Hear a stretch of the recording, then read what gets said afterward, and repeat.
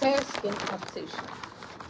The debate over how the preference for fair skin impacts those who are darker shades was in the limelight recently after Kerala Chief Secretary Sharada Muralidharan called out color and gender bias. Across much of the world, and particularly in India, skin color remains quietly powerful, shaping ideas of beauty, respectability, and even social mobility. In this environment, the desire for lighter skin has fueled a booming market of cream and combinations, many of which are not only ineffective but actively harmful. But understanding this trend and challenging it requires more than a dermatological guidance. It calls for an interdisciplinary approach, one that draws an anthropology to trace the cultural root of colorism and on dermatology to address its consequences.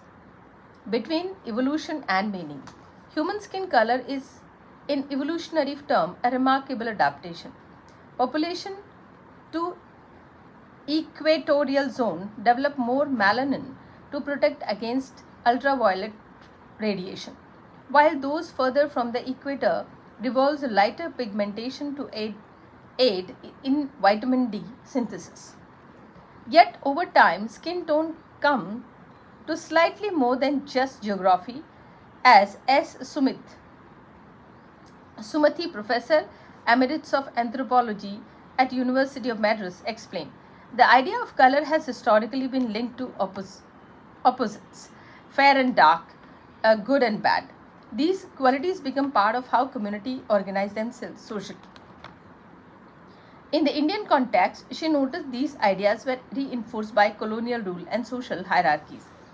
Early British ethnographers classified populations based on skin tone and other features, embedding a value system that persists subtly to this day.